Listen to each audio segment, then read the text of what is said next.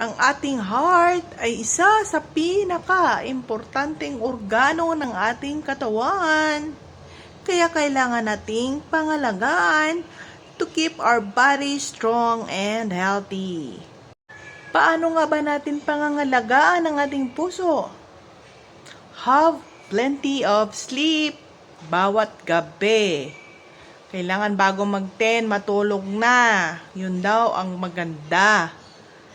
Kailangan may sapat na tulog para naman ang ating puso ay mapangalagaan. Kasi pag tayo daw natutulog ay ang ating puso ay mabagal ang kanyang pagtibok-tibok.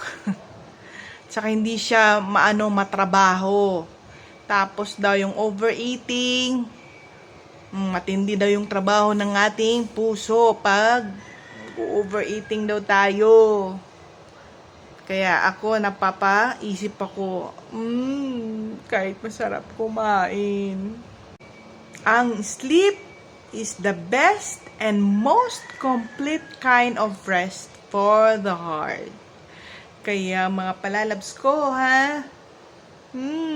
kailangan natin ng sapat na tulog para sa ating puso.